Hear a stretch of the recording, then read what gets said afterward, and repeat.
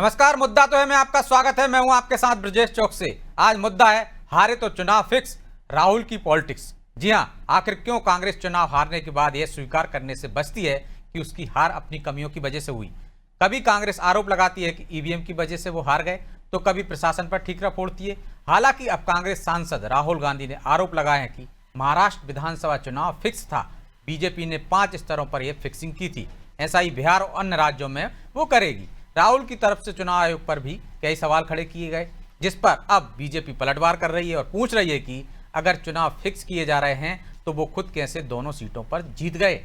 तो चुनाव आयोग ने इन आरोपों को कानून का अपमान बताया है। खैर, राहुल के आरोपों ने फिर कई सवाल खड़े कर दिए। उन सवालों को भी हम आपके सामने रखेंगे, लेकिन पहले देखिए रिपोर्ट।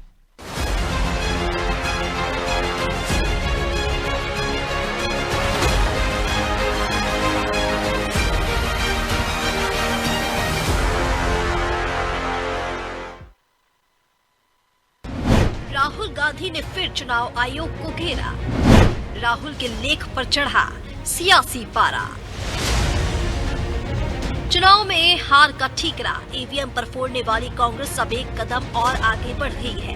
कांग्रेस नेता राहुल गांधी ने नवंबर 2024 में हुए महाराष्ट्र विधानसभा चुनाव को लेकर फिर सवालों की बौछार की।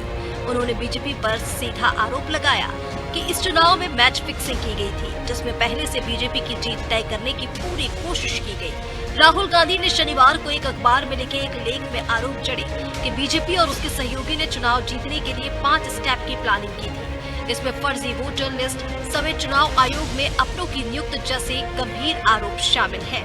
उन्होंने ये भी कहा कि महाराष्ट्र की तरह ही मैच फिक्सिंग अगली बार बिहार में होगी। फिर किसी भी राज्य में जहां बीजेपी हारती दिख रही हो, वहीं अब कांग्रेस नेता भी राहुल गांधी के सुर में सुर मिला रहे हैं। तो आदरणीय राहुल गांधी जी ने बिल्कुल सही कहा है। महाराष्ट्र चुनाव में ईवीएम से तो मतों की चोरी हुई है। ईवीएम से तो इन्होंने फर्जी वोट डाले ही हैं। साथ ही साथ इन्होंने वोटर लिस्ट में भी एक बड़ा हेरफेर किया है। इसलिए राहुल जी ने कहा है कि वहां कहीं ना कहीं चुनाव की वोटों की फिक्सिंग है, क्योंकि भारतीय जनता पार्टी हमेशा लोकतंत्र की चोरी करती आई है, वोटों की चोरी करती आई है। उसी ओर इशारा राहुल जी ने किया। अब राहुल के आरोपों में कितना दम है, ये तो वो ही जाने, लेकिन उनके लेख ने सियासी गलियारों में हलचल पैदा कर दी है। बीजेपी ने राहुल गांधी के आरोपों को शर्मनाक बताते हुए कहा कि राहुल फिर से देश की संस्थाओं को बदनाम करने की कोशिश कर रहे हैं। जहां कांग्रेस की हार होती है, उसे वहां फिक्सिंग नजर आती है। और क्या कुछ कहा, सुनिए।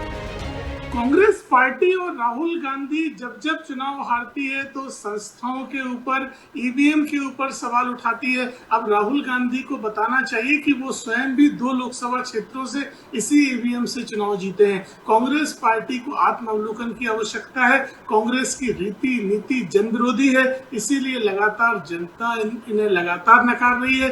ऐसे में कांग्रेस के नेता अपनी पार्टी में सुधार करने की बजाय ईवीएम प्रशासन पर ठीकरा फोड़ने की कोशिश करते हैं। ये कांग्रेस की नकारा राजनीति है। इसी तरह की राजनीति की वजह से कांग्रेस समाप्ति की तरफ बढ़ रही है।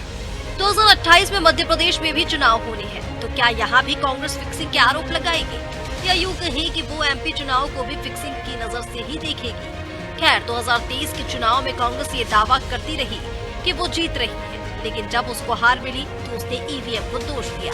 लेकिन अब कांग्रेस चुनावी आंकड़ों को तो शक की नजर से देख ही रही है। साथ ही उसने फिर चुनाव आयोग के साथ उसकी कार्यप्रणाली पर गंभीर सवाल खड़े कर दिए हैं। ब्यूरो रिपोर्ट, अनादि टीवी।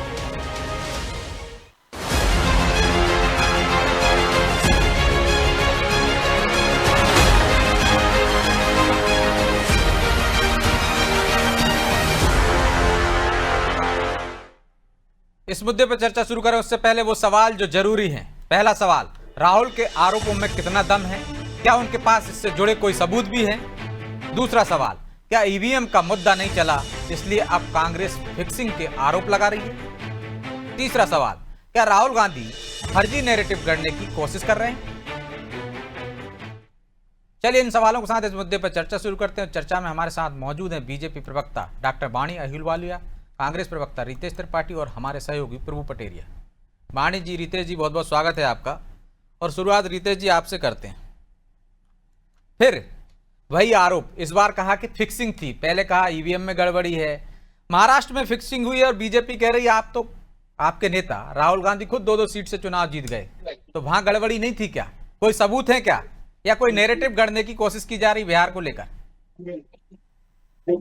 देखिए ब्रजेश जी, पूरे देश में भारतीय जनता पार्टी ने जिस तरह से लोकतंत्र का गरिमा को दूषित किया है और जिस तरह से खंडित किया है, ये पूरा देश जानता है। अभी भाजपा के प्रवक्ता बोले संस्थाओं को हम के साथ हम गलत कर रहे हैं, या संस्थाओं पर सवाल खड़े कर रहे हैं। किस तरह से देश की सभी संस्थाओं को, ईडी, सीबीआई, लोकायुक्त, सारी संस्थाओं को किस तरह से घर में गुलाम बनाकर रख लिया गया, क्या आपको ये नहीं पता? क्या पूरा देश ये सब नहीं देख रहा है? किस तरह से विपक्षी नेताओं पर आरोप लगाए जाते हैं और भाजपा में ज्वाइन करते ही वो पाक साफ हो जाते हैं, वॉशिंग मशीन में धुल जाते हैं। चुनाव आयोग भी उससे अछूता नहीं है।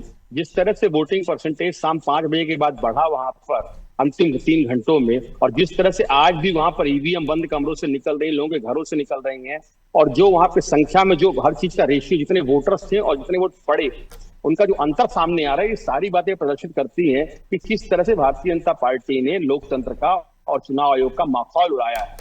रही बात मध्य प्रदेश में, तो मध्य प्रदेश में भी आपने देखा, और आप किसी भी प्रदेश में देखिए किस तरह से चुनाव आयोग पूरा जो है तो विपक्षी पार्टियों पर अपना दबाव बनाता है, शिकंजा कसता है। पर भाजपा के नेताओं के साथ खुलेआम दारू बिकना, खुलेआम पैसे पाए जाना, खुलेआम उनकी गाड़ियों से सामान जब्त होना, खुलेआम धन बल, बाहुबल का प्रयोग करना पर चुनाव आयोग के मुंह से चुप्पी कभी नहीं टूटती है। तो ये सारी बातें पूरा देश देख रहा है, और पूरे देश को मालूम है कि कोई भी संस्था भाजपा के राज में निष्पक्ष नहीं बची हुई है, चाहे कोई कितने भी एजेंडा सेट कर ले, चाहे कोई कितने। लेकिन रितेश जी, चुनाव आयोग कह रहा है कि वोटर लिस्ट आपके पास है, साल भर पहले उसमें बदलाव होता है, चुनाव से पहले भी होता है, तो आपके पास लिस्ट है तो जाके फैक्ट चेक कर लेते कि कहाँ पे फर्जी है, आदमी रहता ही नहीं है वहां पे और वोट डाल दिए। ये तो इतने समय में आप कर सकते थे ना, कुछ तथ्य, कुछ सबूत तो लाते। ब्रजेश जी, एक ही घर से, एक बिल्डिंग से 10-10 हजार लोगों की शिकायत जब हमने की, आपके माध्यम से पूछ रहा हूँ, चुनाव आयोग ने क्या कार्यवाही कर दी? कितने लोगों को जेल भेजा? कितने लोगों पर कार्यवाही हुई? कितने लोगों पर FIR दर्ज हुई? आप बताइए मेरे को।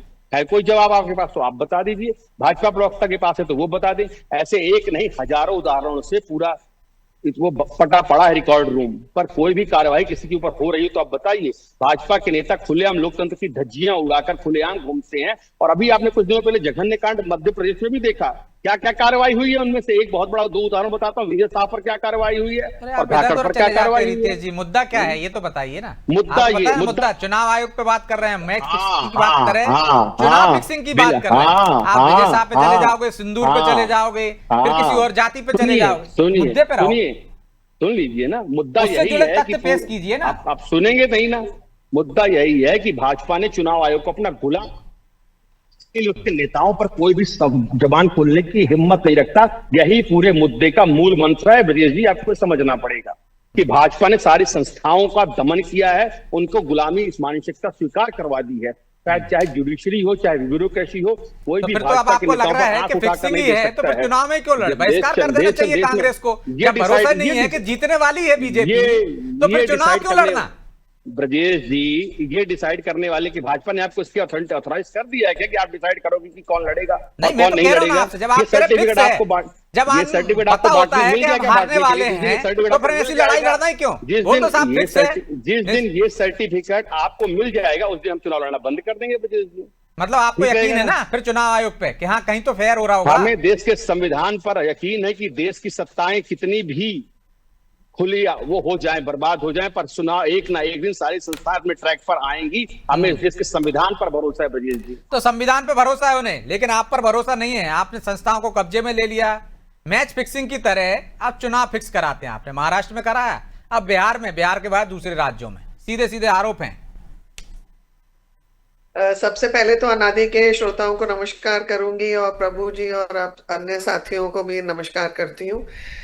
देखिए, मेरे सवाल पुनः वही होंगे जो मैंने कुछ महीने पहले शायद किसी आप ही के चैनल के माध्यम से कांग्रेसियों को पूछा था, पर इस बार कुछ उसमें भी जोड़ूंगी।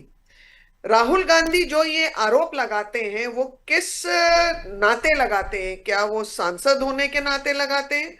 क्या लीडर ऑफ ऑपोजिशन होने के नाते लगाते हैं? कांग्रेसी कार्यकर्ता होने के नाते लगाते हैं? कुछ मुझे ध्यान नहीं आ रहा कि वो कांग्रेस के कोई मायने भी नहीं होता ना कि किस नाते लगाते हैं? बड़े नेता हैं, विपक्ष के नेता हैं, वो आरोप मेरे लगा रहे हैं, तो उनका पूरा जवाब प्रश्न दीजिए करने कि क्या दीजिए। गलत है क्या सही है। मुझे पूरा प्रश्न करने दीजिए ब्रजेश नहीं, जी, समय उतना नहीं रहता ना, इधर उधर नहीं, मुद्दे पे आओ सीधे। क्योंकि झूठ, अपमान की राजनीति और अहंकार की राजनीति के घोड़े पर सवार होके जो राहुल गांधी आजकल जो बयान देते हैं, मुझे ऐसे लगता है कि कांग्रेसी कार्यकर्ता और प्रवक्ता उनका जवाब देते देते उनके पास शब्द नहीं मिलते। क्योंकि इसी ईवीएम के भरोसे, इसी संविधान के भरोसे, यही प्रशासन और शासन के भरोसे ये भाई बहन अपने चुनाव जीते हैं और इसीलिए ये जनप्रतिनिधि हैं। तो क्या ईवीएम और जितनी हमारी संवैधानिक संस्थाएं हैं, जिस क्षेत्र में ये जीतते हैं वहां सती सावित्री हो जाती हैं और बाकी जगह ये चोर डाकू के मुकाबला करते हैं। तो कहीं ना कहीं मुझे ऐसे लगता है आगामी दिनों में आने वाले चुनावों में राहुल गांधी को भय है कि यहाँ पर भी सुपड़ा साफ होने वाला है। जनता इनकी मंशा जान वाणी चुकी जी, है। जो 5 Frustration बजे इनके बताई है शब्दों उन्होंने, में सुनिए दिखाई तो आप, दे रहा है। सिर्फ 5 बजे महाराष्ट्र का कहा ना उन्होंने, दूसरी जगह का नहीं कहा कि मध्य प्रदेश में फिक्सिंग हुई है। जहां आप हारते हो वहां फिक्सिंग करते हो, ये कह रहे हैं वो। और जो 5 बजे बताई है, मैं चाहता हूं कि आप एक एक का जवाब दें कम शब्दों में, इधर उधर नहीं कि वो वायनाड से जीत गए हैं, वो अमेठी से जीत गए इस वजह से। वो वहां की फिक्सिंग कह ही नहीं रहे, वो तो महाराष्ट्र की कह रहे हैं और कारण भी बता रहे हैं कि 2 घंटे में कैसे 65 लाख वोट डल गए हैं। क्यों चुनाव आयोग की नियुक्ति में मैंने आपने सीजेआई को हटा दिया?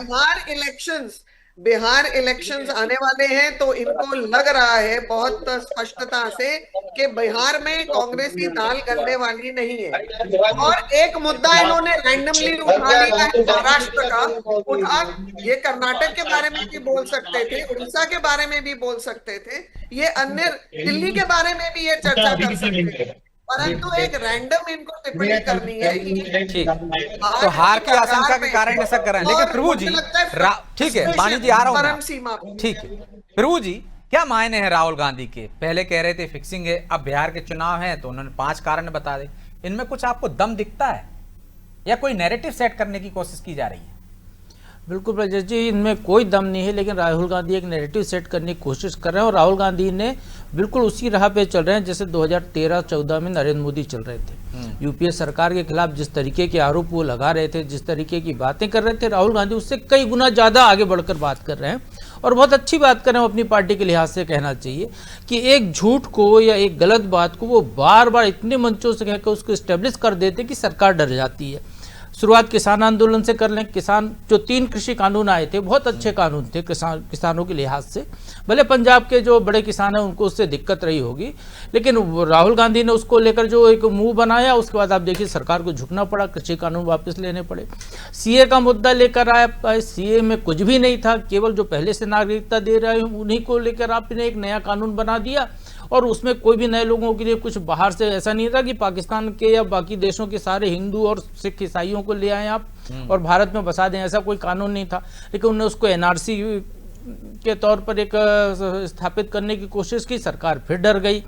राहुल गांधी ने जातिगत जनगणना का राग छेड़ा, जो बीजेपी और उनकी सरकार फिर डर गई, फिर वो अब जातिगत जनगणना पे आ गए। तो राहुल गांधी की समझ में आ गया है और वो कह भी रहे हैं, आप देखिए उन्होंने बिहार में कहा है कि मुझे पता है कि ये चिट्ठी लिखने वाले लोग हैं और ये डर जाते हैं, जरा से उसमें सरेंडर कर जाते हैं। तो राहुल गांधी ने उस चीज को पकड़ लिया है। वो आम जनता, जो देश की जनता है, वो ऐसे लीडर को चाहती है जिससे दूसरा डरे और निश्चित तौर पर वो जो उस तरीके की भूमिका में आना चाहते हैं, वो खुद तो एकदम सोफिस्टिकेटेड, युवाओं के प्रति एक सामान्य आदमी दिखने की कोशिश करते हैं, लेकिन वो जो बोलते हैं उससे एक ऐसा नैरेटिव वो खड़ा करने की कोशिश कर रहे हैं कि राहुल गांधी से पूरी सरकार और पूरी बीजेपी डरती है। इसलिए वो बार बार इस बात को कह रहे हैं। बिल्कुल तथ्यहीन बातें हैं चुनाव को लेकर जो उन्होंने कहा है या जो लिखा है, बिल्कुल इसमें कोई दम नहीं है, क्योंकि चुनाव आयोग जो चुनाव कराता है, बिल्कुल आपने भी बताया ब्रजेश जी, वोटर लिस्ट जब बनती है, एक एक राजनीतिक दल के कार्यकर्ताओं को पता रहता है कि वोटर लिस्ट बन रही है, उसमें नाम जोड़ने घटाने के लिए बाकायदा बैठकें होती हैं उनके सभी प्रतिनिधियों के साथ, राजनीतिक दलों के। उसके बाद वो जो लिस्ट सार्वजनिक बोर्ड पे चिपकाई जाती है या दी जाती है, वो उसमें से देखते हैं। आप खुद अपने एक एक घर जाके वेरीफाई कर लीजिए, नाम कटवा दीजिए, आपको पूरी स्वतंत्रता है। आज भी आप देख लीजिए वोटर लिस्ट ऑनलाइन पड़ी हुई है, कहीं भी आदमी चेक कर सकता है, पूरे 5 साल का समय है। वो उस काम को नहीं करना है आपको। उसके बाद जब चुनाव की प्रक्रिया होती है तो आपके एजेंट, पोलिंग एजेंट बैठते हैं अंदर तक, हर जगह पर आपके लोग होते हैं। वो जो ईवीएम सील होती है उसमें आपके लोगों के सिग्नेचर होते हैं। जब ईवीएम खुलती है तो आप वेरीफाई करते हैं कि हमारे सिग्नेचर हैं कि नहीं है। सारी चीज़ें जो है चाक चौबंद व्यवस्था होने के बावजूद वो एक नैरेटिव खड़ा करने की यदि कोशिश कर रहे हैं तो क्योंकि वो जीत नहीं पा रहे हैं ऐसे, तो वो ये साबित करने की कोशिश कर रहे हैं कि इस तरीके से सरकार और इनकी मिली भगत है।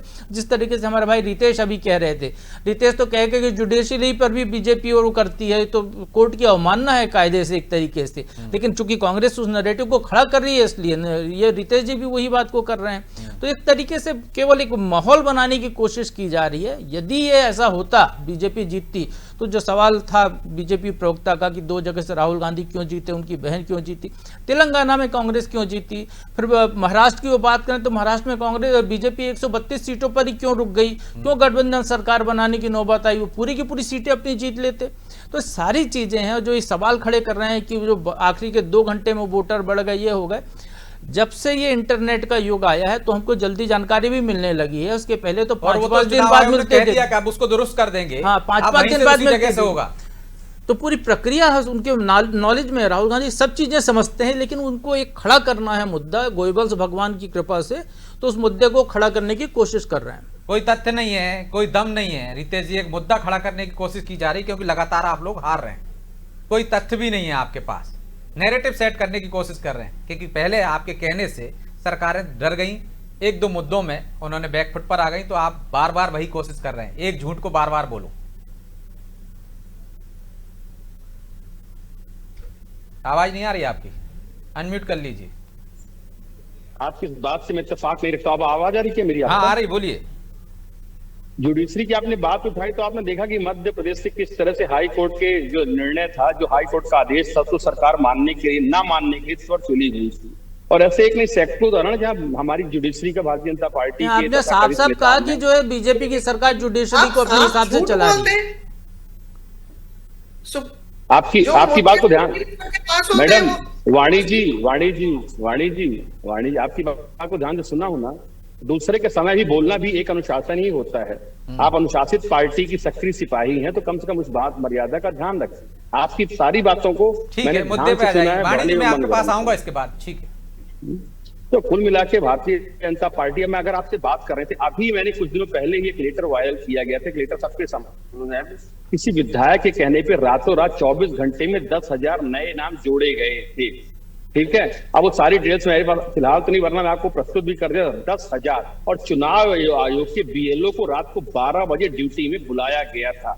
ऐसे एक नहीं सैकड़ों। और आपने खुद, मैंने अभी बता रहा, महाराष्ट्र में जो बड़े स्टेट हैं, जो सेंट्रल की एजेंसी पे, जो सेंट्रल गवर्नमेंट को इफेक्ट कर सकते हैं आने वाले दिनों पे, जो हमारे केंद्रीय चुनाव पर प्रभाव डाल सकते हैं, उन सारे स्टेट्स पर दबाव बनाया जाता है। क्योंकि महाराष्ट्र के चुनाव पहले हो चुके थे और लोकसभा के चुनाव में नतीजे इस बात की तरफ दिखा रहे थे, दर्शा रहे थे कि विधानसभा में वहां से सरकार जाने वाली है। तो जिस तरह से इन्होंने लोकतंत्र का गला घोट कर विधायकों की खरीद फरोख्त के साथ वहां पर सरकार बनाई थी, तो उन्हें पूरा विश्वास था। इसलिए उन्होंने पहले से ही सारी बातें सुनियोजित तरीके से की।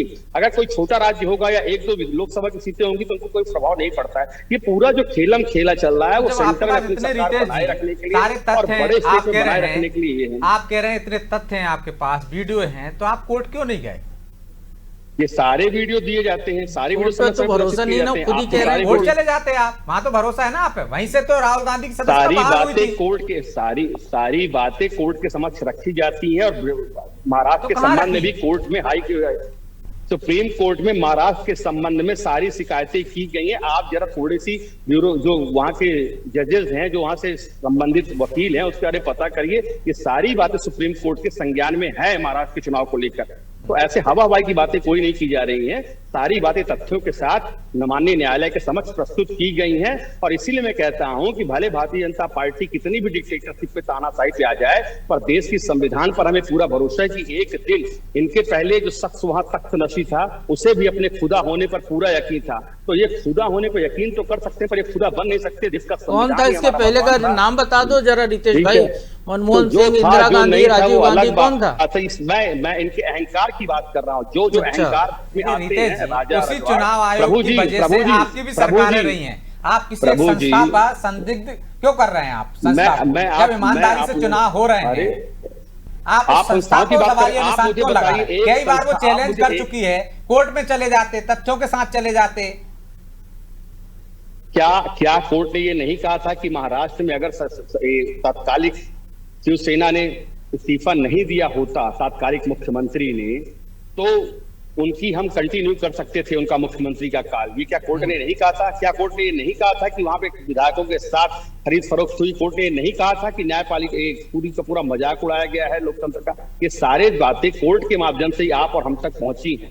हवाई की मैं बातें नहीं कर रहा, जो बातें कोर्ट की टिप्पणियों में साबित हुई मैं उनकी बात कर रहा हूँ। लेकिन टिप्पणियां किसी और मुद्दे पर हुई हैं। यहाँ चुनाव आयोग की बात कर रहे हैं, कहीं ना कहीं सत्ताधारी कैसे फिक्स कर लिया है? जजमेंट नहीं होता रितेश भाई, ये टिप्पणियों में क्यों आ रहा है? जजमेंट आ जाता ना उस पे। तो मुझे लग रहा है एक साथ में चार प्रवक्ताओं से बात करना पड़ जाता है। मैं एक ही प्रवक्ता का जवाब दे सकता हूं, ठीक है ना? आपका जवाब नहीं देता तो आप मैं मुद्दे की बात करता हूं, मैं मुद्दे की बात करता हूं। क्या आपको कोर्ट पर भी भरोसा नहीं है क्या? जब कोर्ट गए थे तो कोर्ट पर बात करनी थी ना ब्रजेश जी। या तो अब डिबेट में अकेले ही कर लिया करिए, या तो जब बोलने को आए तो उसको पूरा फिल्टर या तो आप तैयारी करके आया करो ना, उसी मुद्दे पे बोला करो। आप कहीं विजय साहब के पास पहुंच जाते हो, कहीं सिंदूर पे पहुंच जाते हो, कहीं लोकसभा चुनाव पे पहुंच जाते हो। बस मुद्दा क्या है ये बताइए आप।